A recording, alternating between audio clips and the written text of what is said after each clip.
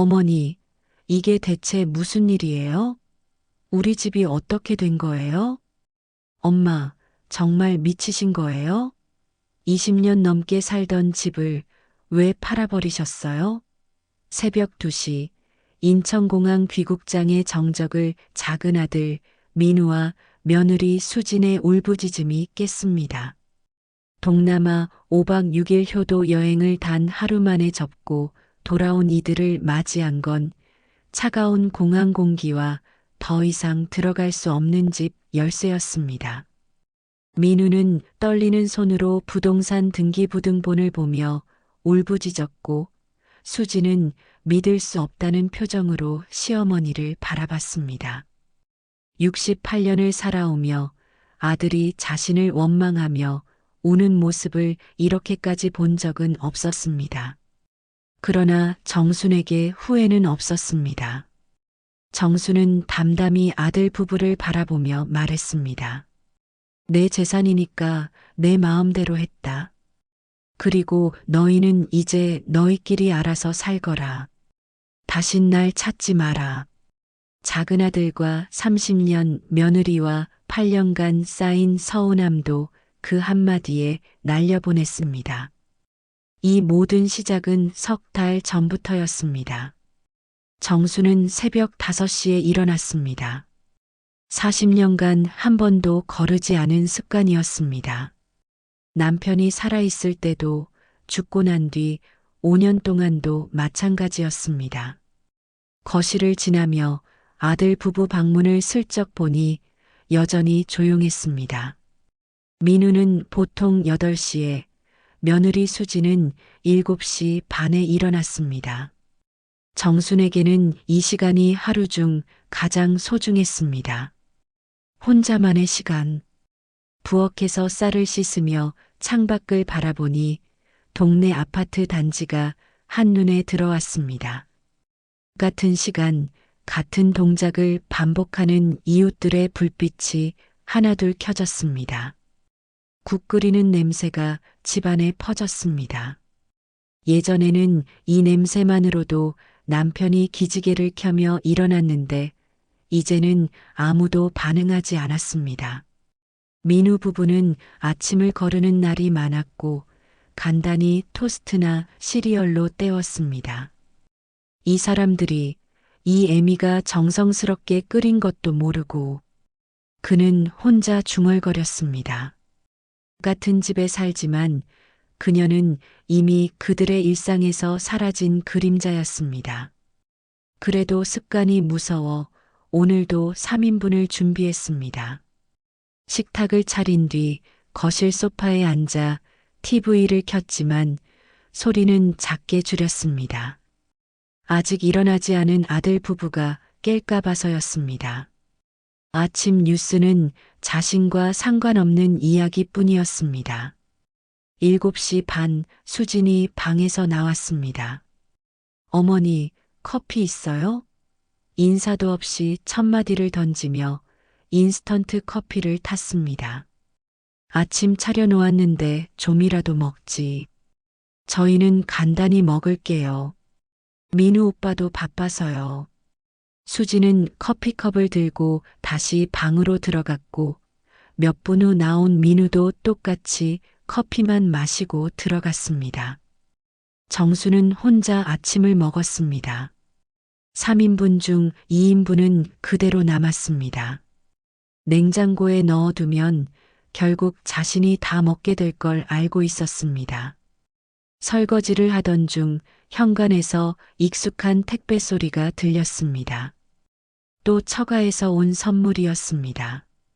수진의 어머니가 보낸 건강식품과 반찬들이었습니다. 일주일에 한두 번은 꼭 왔습니다. 우리 엄마가 또 보내셨네요. 수진이 기뻐하며 택배를 뜯었습니다. 민우도 나와서 함께 확인했습니다. 장모님 정성이 대단하시네. 우리 엄마도 좀 보내주시면 좋을 텐데. 민우가 정순을 슬쩍 쳐다보며 말했습니다.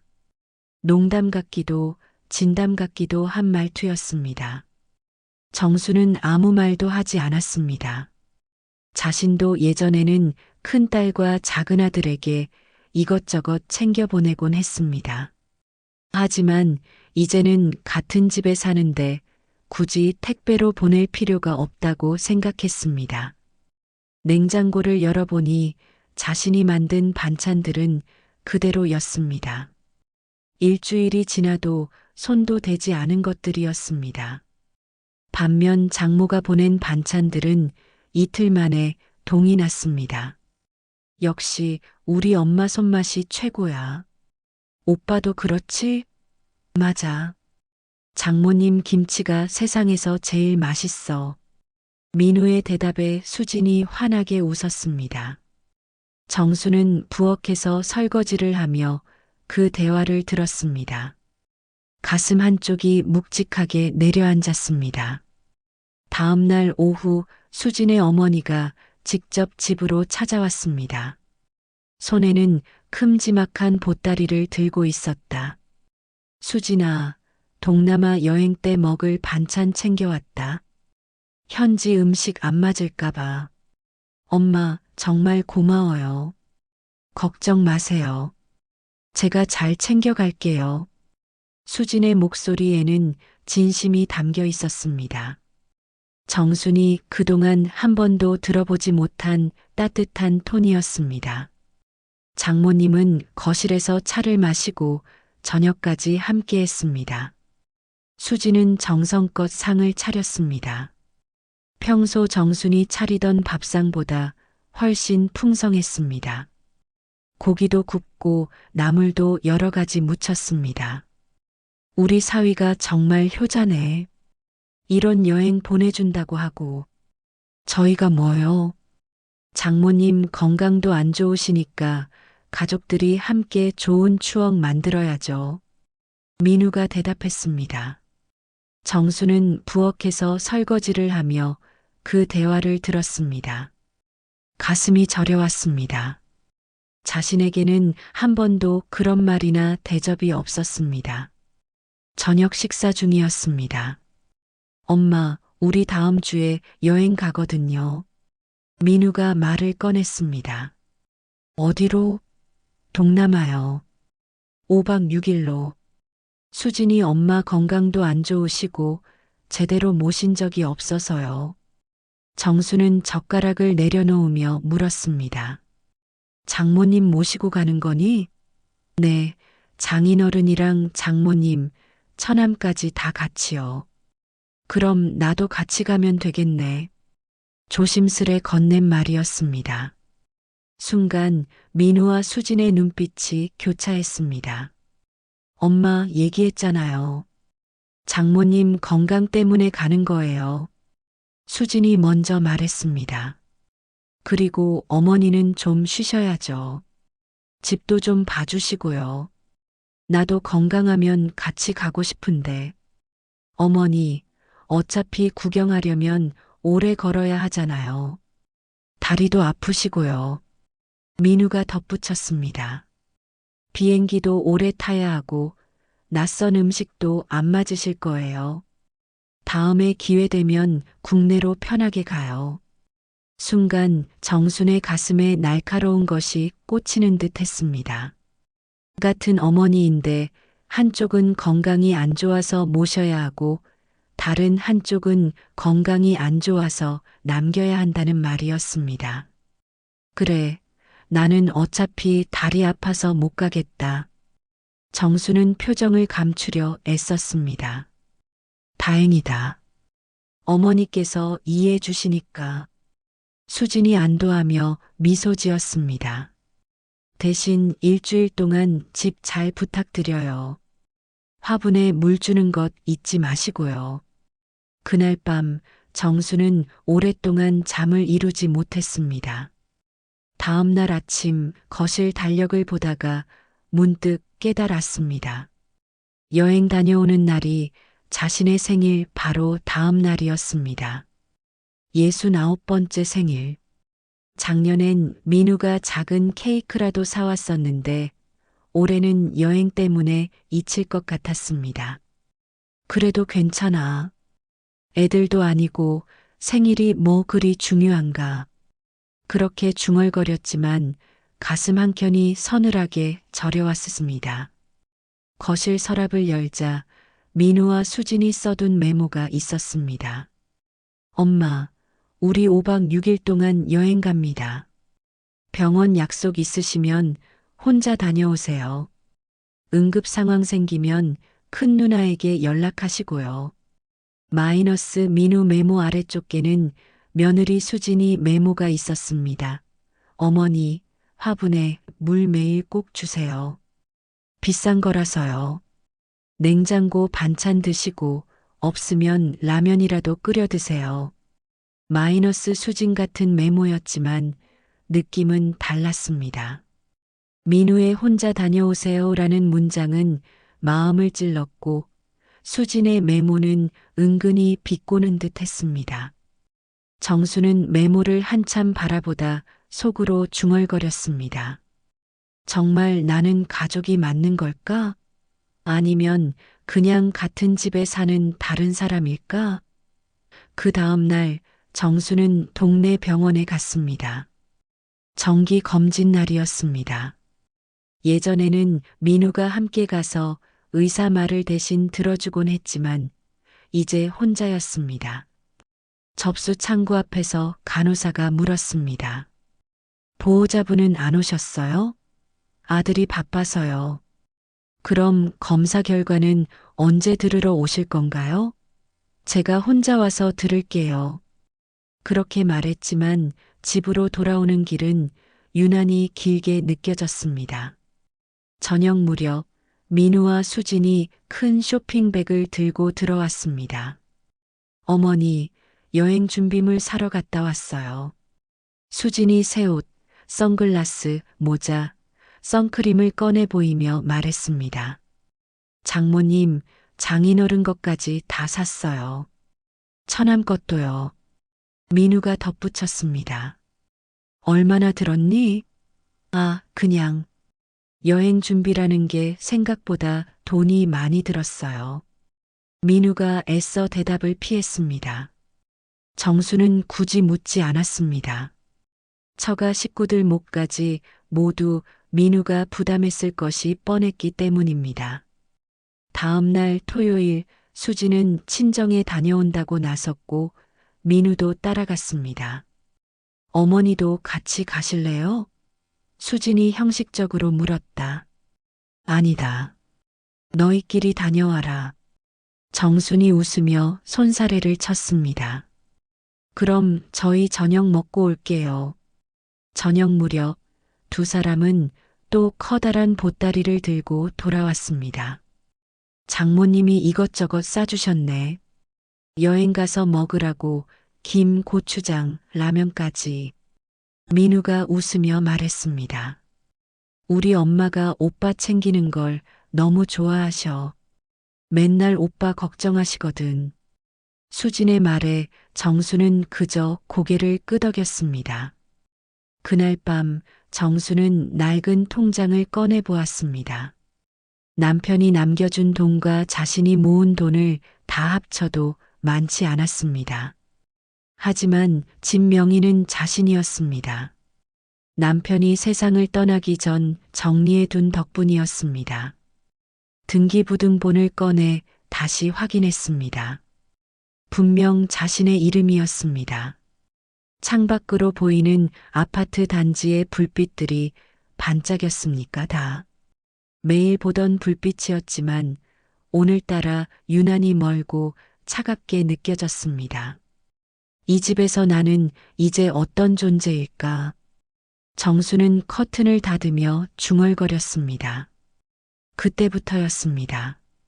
마음속 깊은 곳에서 오래 눌러왔던 결심이 조금씩 피어오르기 시작했습니다. 그날 밤 정수는 잠을 이루지 못했습니다. 천장을 바라보며 수없이 같은 생각이 맴돌았습니다. 이대로 늙어가야 하나, 이렇게 투명인간처럼 사는 게 맞나? 새벽녘이 되어서야 결심이 섰습니다. 다음 날 아침 민우 부부가 출근한 뒤 정수는 동네 부동산을 찾았습니다. 이 집 시세가 어떻게 되나요? 부동산 사장이 놀란 눈으로 물었습니다. 혹시 파시려는 거예요? 그냥 알아보는 거예요. 이 평수면 요즘 시세로 4억 정도 됩니다. 빨리 내놓으면 한 달 안에도 팔릴 거예요. 정수는 고개를 끄덕였습니다. 한 달 아니라 그 정도면 충분하지. 집으로 돌아온 정수는 큰딸 민정에게 전화를 걸었습니다. 엄마, 무슨 일 있으세요? 민정아, 엄마가 집을 팔려고 해. 잠시 정적이 흘렀습니다. 민우 때문이에요? 응. 제대로 안 챙겨줘요? 그런 문제는 아니야. 그냥 이제는 완전히 투명 인간이야. 같이 사는 것도 의미가 없어. 정수는 그동안 쌓인 일들을 담담히 이야기했습니다. 민정은 한참을 듣고 나서 조용히 말했습니다. 엄마, 그럼 어떻게 하실 건데요? 민우가 정신 차리게 해야지. 지금이 아니면 평생 몰라. 엄마 혼자 결정하신 거예요? 그래. 이 집은 내 명의야. 내 인생이니까 내 마음대로 할 거야. 알겠어요. 제가 도와드릴게요. 근데 언제 실행하실 건데요? 민우네가 여행 가는 날. 잠시 침묵이 흘렀습니다. 곧 민정의 목소리가 단단해졌습니다. 엄마, 용기 있으시네요. 제가 서류랑 절차 도와드릴게요. 전화를 끊은 정수는 등기부등본을 다시 꺼내 보았습니다. 이게 정말 옳은 걸까? 한순간 망설임이 스쳤지만 곧 고개를 저었습니다. 아니, 지금이 아니면 안 돼. 지금 하지 않으면 평생 후회할 거야. 그날 밤 정수는 방 한가운데에 앉아 남편의 사진을 바라보았습니다. 당신이라면 뭐라고 했을까? 사진 속 남편은 말없이 웃고 있었습니다. 정수는 그 웃음을 보며 중얼거렸습니다. 이제는 나도 내 인생 살게요. 당신처럼. 그녀의 눈빛은 더 이상 흔들리지 않았습니다. 다음 날 정수는 다시 부동산을 찾았습니다. 집 내놓겠습니다. 최대한 빨리 팔아주세요. 부동산 사장이 놀란 표정으로 되물었습니다. 언제까지요? 2주 안에요. 그렇게 급하시다니 알겠습니다. 좋은 매물이라 금방 나갈 겁니다. 일주일 후 정말로 매수자가 나타났습니다. 현금 거래를 원한다는 사람이었습니다. 계약금은 언제 받을 수 있나요? 내일 바로 가능합니다. 부동산 사장의 말에 정수는 고개를 끄덕였습니다. 모든 절차를 민우 부부 몰래 진행했습니다. 민우와 수진이 출근하면 은행에 가서 서류를 정리하고 점심시간엔 계약 관련 서류를 챙겼습니다. 민정이 옆에서 꼼꼼히 도와줬습니다. 엄마, 이사 갈 곳은 정하셨어요? 응, 근처 원룸 하나 구했어. 작지만 조용하고 깨끗하더라. 잔금은 언제 받으세요? 민우네가 여행 가는 날 오전에. 완벽하네요. 그럼 그날 바로 이사하실 거예요? 그래. 짐은 조금씩 옮기고 있어. 실제로 정수는 낮 시간에 짐을 천천히 옮겼습니다. 민우 부부가 직장에 간 사이 낡은 사진첩과 옷가지, 서류, 통장 같은 필수품들만 상자에 담았습니다. 큰 가구는 남겨뒀습니다. 이제 저 집은 내게 더 이상 의미가 없어. 그녀는 그렇게 중얼거렸습니다. 며칠 동안 민우 부부는 아무것도 눈치채지 못했습니다. 여행 준비에 바빠 집안 구석구석을 살피지 않았기 때문입니다.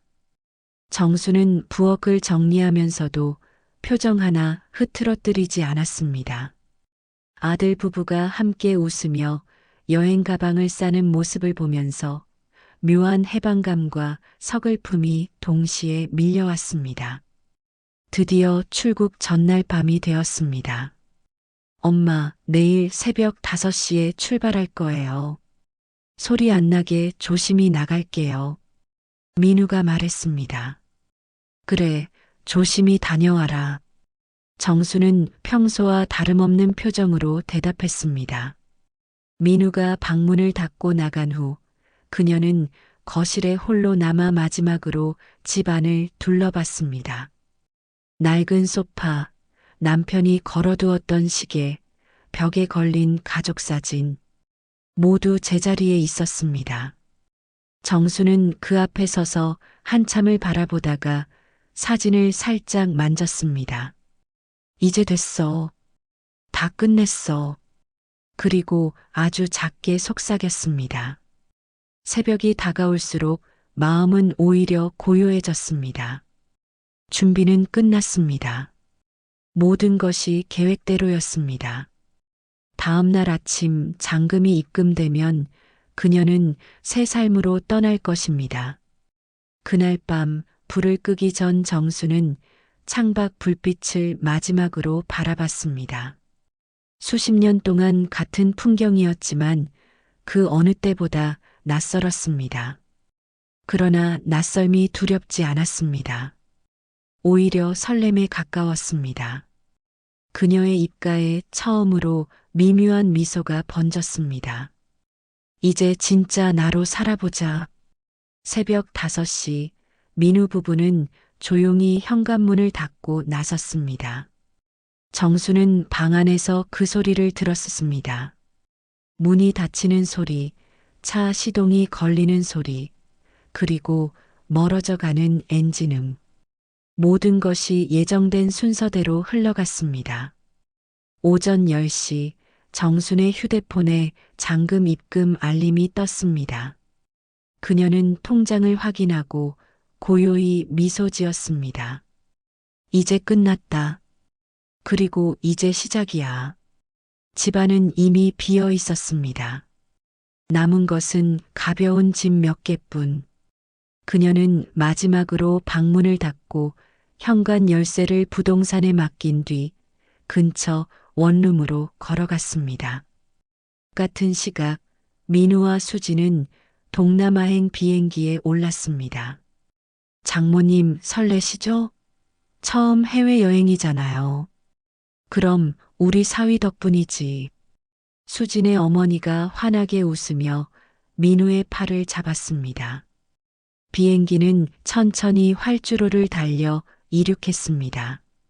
3시간 후 현지 호텔에 도착한 민우는 휴대폰을 꺼내 전화를 걸었습니다. 엄마, 저희 잘 도착했어요. 엄마는 괜찮으시죠? 하지만 전화를 받은 건 누나 민정이었습니다. 민우야, 나야. 누나, 왜 엄마 전화를 받아요? 엄마는 지금 새 집으로 이사 가셨어. 뭐라고? 그리고 내가 살던 집 오늘 오전에 팔렸어. 민우의 얼굴이 하얗게 질렸습니다.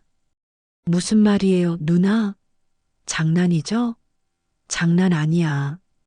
엄마가 직접 계약하셨어.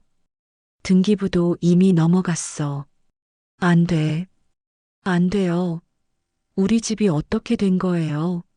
민우의 절규에 수진과 장모가 놀라 다가왔습니다. 오빠 무슨 일이야? 우리 집이 팔렸대. 엄마가. 수진이 민정에게 전화를 바꿔들었습니다. 언니, 이게 무슨 소리예요? 정말 시어머니가 집을 파셨어요? 그래.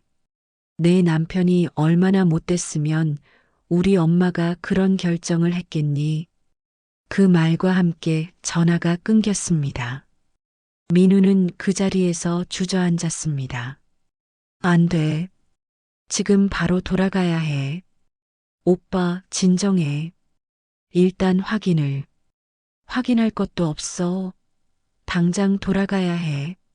결국 민우 일행은 여행을 포기하고 귀국행 비행기를 예약했습니다. 장모와 장인, 처남까지 함께였습니다. 24시간 만에 다시 인천공항. 새벽 2시 피곤과 혼란이 뒤섞인 얼굴로 민우 부부가 귀국장으로 나왔습니다. 집 앞에 도착했는데 그 앞에 정순이 서 있었습니다. 검은 코트를 걸친 채 고요한 눈빛으로 그들을 바라보고 있었습니다. 어머니, 민우가 달려가 외쳤습니다. 이게 대체 무슨 일이에요? 우리 집이 어떻게 된 거예요? 엄마, 정말 미치신 거예요? 20년 넘게 살던 집을 왜 팔아버리셨어요? 수진의 목소리엔 분노와 공포가 섞여 있었습니다. 정수는 담담하게 대답했습니다. 내 재산이니까 내 마음대로 했다. 어떻게 그러실 수가 있어요? 우리한테 한마디 상의도 없이요. 상해? 너희는 나한테 여행 갈 때 상의했니? 그건 나도 똑같이 한 거야. 혼자 결정했어. 민우는 무릎을 꿇었습니다. 엄마, 제발이요. 잘못했어요. 다시 생각해 주세요. 이미 등기도 넘어갔어. 새 주인이 다음 주에 들어온다. 그럼 우리는 어떡하라고요? 너희끼리 알아서 살아라. 이제 너희는 어른이니까. 정수는 가방을 들고 돌아섰습니다. 엄마, 제발. 저희 갈 데가 없어요. 민우의 울부짖음이 아파트를 울렸습니다. 정수는 한 걸음도 멈추지 않았습니다. 나도 68년 동안 살면서 처음으로 혼자가 돼봤다. 너희도 해봐라. 그리고 마지막으로 덧붙였습니다. 다신 찾지 마라. 난 이제 내 인생 살 거야. 그녀는 그대로 걸어나갔습니다. 뒤에서 민우와 수진의 오열이 메아리 쳤습니다. 새벽의 공기는 차갑고 넓었다. 그러나 정순의 발걸음은 이상하리만큼 가벼웠습니다. 그녀는 눈을 감았습니다. 그래, 이제야 진짜 내 인생이 시작된 거야. 민우 부부는 급하게 집을 나와 고시원 방 하나를 구했습니다. 창문 하나 겨우 달린 3평짜리 방 화장실이 딸린 게 그나마 다행이었습니다. 20년 넘게 살던 아파트와는 비교조차 안 됐습니다. 수지는 방 안을 둘러보다 울먹였습니다. 이게 우리가 살 곳이야? 일단 여기서 시작하자. 돈 모으면 다시 일어설 수 있어. 민우가 애써 희망적으로 말했지만 목소리엔 힘이 없었습니다. 첫날 밤 배가 고팠습니다. 뭐 먹을까? 라면이라도 끓여야 할 것 같은데. 수진이 마트에서 라면과 계란을 사왔습니다. 그러나 라면을 끓여본 적이 없었습니다. 물을 얼마나 넣어야 하지? 몰라, 대충? 결과는 참담했습니다. 물을 너무 많이 넣어 국물은 싱거웠고 면은 퍼졌습니다. 이거 먹을 수 있겠어? 배고프잖아. 먹자. 그렇게 둘은 라면 한 그릇을 나눠 먹었습니다. 짠맛도 단맛도 아무 맛도 느껴지지 않았습니다. 며칠이 지나자 문제는 점점 커졌습니다. 수진이 세탁기를 돌리다 민우의 흰 셔츠를 핑크색으로 물들였습니다. 오빠, 이거 어떡해? 회사 가야 되는데. 민우는 머리를 감싸 쥐었습니다. 청소도 서툴렀습니다. 걸레질을 하면 바닥이 끈적였고 설거지를 해도 그릇에 기름기가 남았습니다. 집이 아니라 작은 전쟁터 같았습니다. 일주일쯤 지나 민우는 결국 휴대폰을 들었습니다. 엄마, 저 민우예요. 미역국 끓이려면 물을 얼마나 넣어요? 답장은 오지 않았습니다. 다음 날 또 보냈습니다. 엄마, 빨래할 때 색깔 옷을 같이 넣으면 안 되죠? 흰 셔츠가 분홍색이 됐어요. 역시 아무 답도 없었습니다. 그럼에도 민우는 계속 보냈습니다. 엄마, 냉장고 정리는 어떻게 해요? 엄마, 계란은 얼마나 삶아야 딱딱해요? 일주일 후 드디어 답장이 왔습니다. 미역국은 물 4컵에 미역 한 줌. 10분 끓여. 빨래는 색깔 옷 따로. 계란은 10분. 짧고 건조한 문장이었습니다. 하지만 민우는 그 문자를 보고 한참을 울었습니다. 수진아, 엄마가 답장했어. 정말? 응. 이렇게 짧은 문자 한 줄이 이렇게 고마운 줄 몰랐어. 그날 이후 민우는 퇴근길마다 시장에 들렀습니다. 생선 코너 앞에서 한참을 서서 고민했습니다. 아저씨, 이 생선은 어떻게 골라요? 눈 맑고 비늘이 선명한 게 신선한 거요. 민우는 그제야 깨달았습니다. 자신이 평생 당연하게 여겼던 모든 일이 사실은 어머니의 손끝에서 나온 것이었다는 걸. 매일 차려진 밥상, 다려진 옷, 깨끗한 집. 그것들이 얼마나 큰 사랑이었는지 이제야 알았습니다. 그날 밤 민우는 긴 문자를 보냈습니다. 엄마, 처음엔 화가 났는데 이제는 고마워요. 저희가 얼마나 철없었는지 알았어요. 혼자 살아보니까 엄마가 얼마나 대단한 분인지 알겠어요. 이번에도 답장은 없었습니다. 그래도 민우는 포기하지 않았습니다. 매일 짧은 문자를 보냈습니다. 엄마, 오늘은 반찬 다 먹었어요. 엄마, 빨래는 이제 좀 익숙해졌어요. 그의 문장들은 서툴고 어눌했지만 진심이 담겨 있었습니다. 그날 밤 수진이 조용히 말했습니다. 오빠, 우리 이제야 진짜 부부가 된 것 같아. 민우는 그녀를 바라보며 작게 웃었습니다. 그래. 이제부터 다시 시작하자. 처음부터. 그리고 마음속으로 다짐했습니다. 엄마가 왜 그렇게 했는지 이제 알겠어요. 한 달이 지났습니다. 민우는 여전히 어머니에게 문자를 보냈습니다. 처음에는 질문뿐이었지만 이제는 일상 이야기를 나누는 습관이 되었습니다. 엄마, 오늘 회사에서 혼났어요. 와이셔츠가 구겨져 있었거든요. 다림질은 아직 어려워요. 엄마, 감기 걸렸어요. 엄마가 끓여주시던 생강차가 너무 생각나요.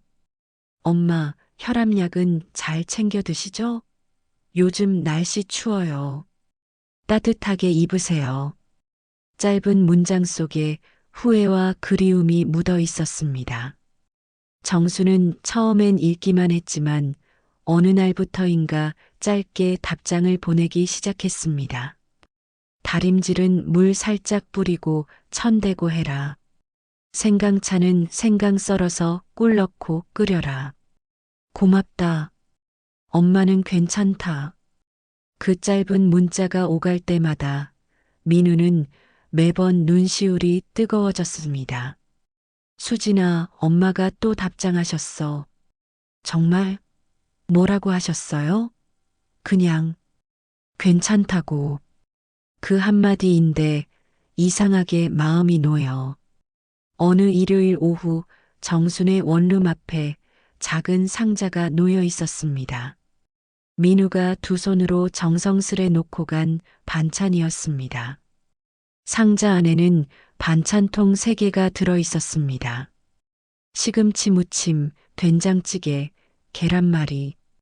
모양은 엉망이었지만 뚜껑을 여는 순간 정수는 웃음을 지었습니다. 반찬과 함께 짤막한 메모가 있었습니다. 엄마, 수진이가 만든 반찬이에요. 아직 엄마 솜씨에는 못 미치지만 마음은 담았어요. 맛없으면 버리셔도 돼요. 민우, 수진, 정수는 숟가락으로 시금치를 한 입 떴습니다. 간은 짰고 된장찌개는 너무 걸쭉했으며 계란말이는 한쪽이 탔습니다. 그런데 눈물이 났습니다. 이 서툰 것들, 그래도 참 고맙다. 그날 저녁 정수는 휴대폰을 들고 문자를 보냈습니다. 반찬 잘 받았다. 간은 좀 세지만 먹을 만하다. 고맙다. 잠시 후 즉시 답장이 왔습니다. 엄마, 답장해 주셔서 감사해요. 다음엔 덜 짜게 할게요. 사랑해요. 그 문장 속 사랑해요라는 단어 하나가 정순의 마음을 흔들었습니다. 민우가 마지막으로 그 말을 한 게 언제였을까? 결혼 전 어린 시절이 마지막이었을지도 몰랐습니다. 그 후로 매주 반찬이 도착했습니다. 처음엔 엉망이던 모양도 점점 나아졌습니다. 간도 맞고 색감도 보기 좋아졌습니다. 서툰 손끝에서 진심이 자라나고 있었습니다. 한 달 반이 지난 어느 토요일, 정수는 시장으로 장을 보러 나갔습니다. 저 앞에서 민우와 수진이 장을 보고 있는 모습이 보였습니다. 둘 다 많이 야위어 있었습니다. 민우는 생선 코너 앞에서 한참을 서 있었고 수진은 야채가표를 비교하느라 분주했습니다. 정수는 발걸음을 멈췄습니다. 예전 같으면 장모가 시키는 대로만 따르던 민우가 이제는 스스로 생선을 고르고 있었습니다. 그 모습이 낯설고 뭉클했습니다. 정수는 두 사람을 보지 못한 척 조용히 다른 통로로 걸어갔습니다. 그날 밤 민우의 휴대폰에 문자가 도착했습니다. 생선은 눈이 맑고 비늘이 선명한 걸로 골라라. 배 눌렀을 때 단단한 게 신선하다. 민우는 잠시 휴대폰을 바라보다가 웃음을 터뜨렸습니다. 엄마, 혹시 오늘 저희 보셨어요? 답장은 오지 않았습니다. 하지만 민우는 다시 문자를 보냈습니다. 엄마, 저희 많이 달라졌어요. 혼자 살아보니까 엄마가 얼마나 힘드셨는지 알겠어요. 아직 부족하지만 노력 중이에요. 기다려주세요. 정수는 그 문자를 읽고 오래도록 휴대폰을 쥐고 있었습니다. 창밖으로 별빛이 반짝였습니다. 그래, 이제야 조금씩 알아가는구나. 그녀는 조용히 중얼거렸습니다. 그래, 천천히 오너라. 서두를 필요는 없어. 그 밤 정순의 방 안에는 오랜만에 따뜻한 평안이 스며들었습니다. 어느 토요일 아침 정수는 문득 펜을 들었습니다. 오래된 노트 한 장을 뜯어내어 편지를 쓰기 시작했습니다. 손글씨를 써본 게 언제였는지 기억도 나지 않았다. 몇 줄 쓰다 멈추고 또 찍고 다시 쓰기를 반복했습니다. 글씨가 삐뚤어지고 잉크가 번졌지만 마음만큼은 또렷했습니다. 그렇게 완성된 편지는 짧고 단단했습니다. 민우야, 그리고 수진아. 너희가 나를 미워할까봐 이 편지를 쓰는 것도 망설여졌다. 하지만 이제는 말해야겠다는 생각이 든다. 내가 집을 판 건 너희를 미워해서가 아니었다. 오히려 사랑해서였다. 너무 사랑해서 그냥 보고만 있을 수가 없었다. 5년 동안 나는 점점 투명한 사람이 되어갔다. 가족 모임에서도, 명절에서도, 여행에서도, 심지어 병원에서도 나는 빠져 있었다. 처음엔 며느리 친정을 배려하나 보다 생각했다. 하지만 시간이 갈수록 그게 아니라는 걸 알았다.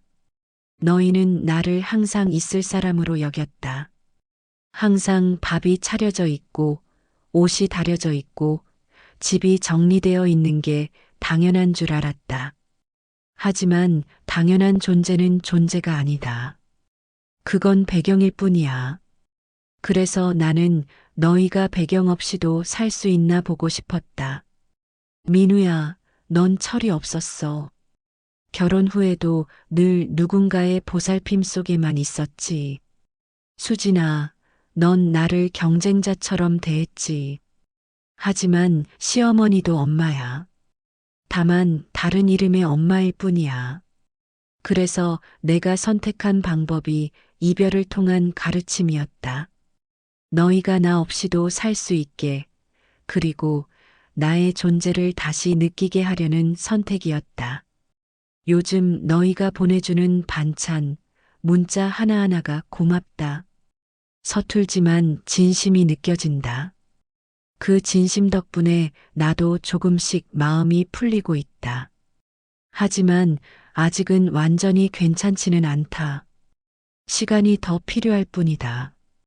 그래도 이제야 조금 안심이 된다. 너희가 변하고 있으니까. 그게 내가 원했던 전부야.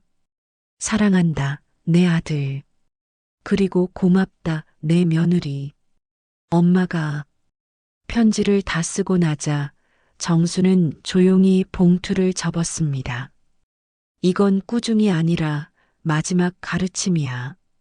스스로 중얼거린 뒤 다음 날 아침 민우의 고시원 우편함에 살짝 넣고 돌아왔습니다. 이틀 후 저녁 무렵 민우에게서 전화가 걸려왔습니다. 엄마, 편지 받았어요. 목소리가 떨렸습니다. 그래, 정말 몰랐어요. 엄마가 그런 마음이셨다는 걸. 그땐 그저 화나서 그러신 줄 알았어요. 이제 알았으면 됐다. 엄마, 저희가 너무 어리석었어요. 바보라기보단 아직 배움이 부족했던 거지. 엄마, 이제 정말 철들게요. 엄마처럼 강한 사람 될게요. 민우의 목소리 끝이 젖어 있었습니다. 수진도 옆에서 훌쩍였습니다. 어머니, 저희가 너무 늦게 깨달았어요. 그래도 기회를 주세요. 기회는 이미 주어졌지. 이렇게 통화하고 있는 것 자체가 기회야. 그날 밤 정순의 원룸 문 앞에 또 상자가 놓여 있었습니다. 안에는 꽃다발 하나와 손편지 한 장이 들어 있었다. 어머니, 그동안 정말 감사했습니다. 그리고 죄송했습니다. 어머니 덕분에 저희가 철들 수 있었어요. 앞으로는 어머니를 먼저 생각하겠습니다. 사랑합니다. 민우, 수진. 정수는 카드를 여러 번 읽었습니다. 사랑합니다라는 말이 이제는 어색하지 않았습니다. 꽃을 화병에 꽂으며 그녀는 조용히 미소를 지었습니다. 창밖으로 따뜻한 햇살이 들어왔습니다. 그 빛 속에서 그녀는 처음으로 마음 깊이 안도했습니다. 그래, 이제 됐어. 내가 원하던 건 이거였지. 그녀의 손끝이 떨렸습니다. 그러나 이번에는 외로움이 아니라 따뜻한 생명의 떨림이었습니다. 화해 후 한 달이 지났을 때 정수는 민우를 불렀고 민정도 함께 오라고 했습니다. 무슨 일이세요, 엄마? 민우가 긴장한 표정으로 묻자 정수는 차를 한 잔 마신 뒤 천천히 말했습니다. 너희한테 말하지 않은 게 하나 있어. 뭔데요? 나 치매 초기 진단받았어. 순간 민우의 얼굴이 하얗게 질렸다. 언제요? 6개월 전에. 수진이 손으로 입을 막았고 민우는 떨리는 목소리로 물었습니다. 그럼 집을 파실 때도 이미 아셨다는 말씀이세요? 응. 그래서 더 서둘렀어. 아직은 괜찮아. 일상생활에는 지장 없지만 언젠가는. 말꼬리를 흐리는 정순 대신 민정이 덧붙였습니다. 의사 말로는 12년은 지금 상태 유지 가능하대. 그 이후는 장담 못한대. 민우가 머리를 감싸 쥐었습니다. 그럼 저희를 위해서 그런 극단적인 일을, 극단적이 아니었어. 꼭 필요한 일이었어. 정순의 목소리는 단단했습니다. 너는 너무 안일했어. 엄마는 항상 있을 거라고 생각했지. 시간이 많지 않았어. 내가 정신 온전할 때 너희에게 제대로 가르쳐 주고 싶었어. 수진이 울먹였습니다. 어머니, 정말 죄송해요. 저희가 그걸 알았다면 동정으로 잘해줬겠지. 그건 내가 원한 게 아니었어. 민우가 눈물을 훔치며 물었습니다. 엄마가 원하신 건 뭐였어요? 진짜 가족, 의무가 아니라 진심으로. 그제야 민우는 어머니의 뜻을 이해했습니다. 재산을 정리하는 충격적인 방법을 써서라도 자신들을 깨우치려 했던 것, 기억을 잃기 전에 가족의 의미를 남기려 했던 것. 엄마, 이제부터라도 제대로 할게요. 정말 제대로요. 민우가 무릎을 꿇자 정순이 그의 머리를 쓰다듬었습니다. 이미 하고 있잖아. 요즘 많이 달라졌어. 그럼 이제 어떻게 해야 하나요? 지금처럼 하면 돼. 서로 아끼고 자주 연락하고 같이 살면 안 될까요? 아직은 괜찮아. 나도 혼자 있는 게 편해. 하지만 나중에는 수진이 울며 말했습니다. 나중에는 저희가 꼭 모실게요. 민정이 정리했습니다. 12년은 유지 가능하대. 그동안 좋은 추억 많이 만들자. 그럼 여행도 갈 수 있어요? 가고 싶어. 너희랑 함께. 엄마, 제가 계획할게요. 이번엔 엄마가 주인공이에요. 그날 밤 모든 진실을 알고 나니 지난 몇 달이 새롭게 보였습니다. 정순의 행동 하나하나가 시간과의 싸움이었다는 걸 깨달은 민우가 말했습니다. 엄마, 정말 대단하세요. 대단한 게 아니야. 그냥 엄마였을 뿐이야. 아니에요. 정신이 온전할 때 우리를 변화시키려 하신 거잖아요. 계획이라기보단 마지막 선물이라고 생각했어. 잠시 침묵이 흘렀습니다. 이제 후회는 없어. 너희가 이렇게 변했으니까. 엄마, 저희가 더 잘할게요. 남은 시간 동안 정말 행복하게 해드릴게요. 정수는 슬프면서도 평온한 미소를 지었습니다. 그 미소에는 두려움 대신 수용과 사랑이 담겨 있었습니다. 그날 이후 세 사람의 눈빛은 달라졌습니다. 정수는 더 이상 외롭지 않았고 민우는 더 이상 철부지가 아니었으며 수지는 비로소 시어머니를 엄마라 부를 준비가 되어 있었습니다. 6개월 후 정수는 새벽 6시에 일어나 창밖을 내다봤습니다. 가을이 깊어지고 있었습니다. 단풍이 곱게 물든 나무들이 아침 햇살에 반짝였습니다. 예전 같으면 혼자 보는 풍경이었겠지만 이제는 달랐습니다. 어머니, 일어나셨어요? 옆 원룸에서 수진이 들어왔습니다.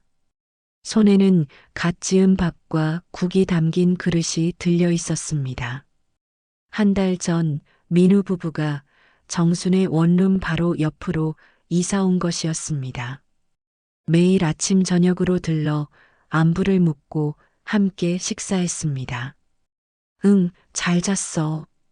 너희는 언제 왔니? 30분 전에 왔어요. 민우 오빠는 아직 씻고 있고요. 수진의 말투는 한결 부드러워져 있었습니다.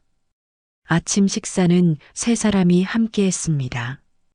예전처럼 각자 따로 먹지 않고 같은 식탁에서 같은 음식을 나눴습니다. 어머니, 오늘 날씨 좋으니까 공원 산책 어때요? 민우의 제안에 정수는 고개를 끄덕였습니다. 요즘 민우는 거의 매일 어머니와 시간을 보내려 애썼습니다. 회사 일도 6시에 끝내고 곧장 달려왔습니다. 좋지. 단풍도 구경하고. 그럼 점심은 공원 근처 식당에서 먹을까요? 수진이 제안했습니다. 정수는 이런 소소한 일상이 행복했습니다. 공원을 걸으며 민우와 수진의 변화를 바라봤습니다. 민우는 이제 진짜 어른이 되어 있었습니다. 어머니의 보폭에 맞춰 천천히 걷고 계단에서는 팔을 내밀어 부축했습니다. 수진도 완전히 달라져 있었습니다.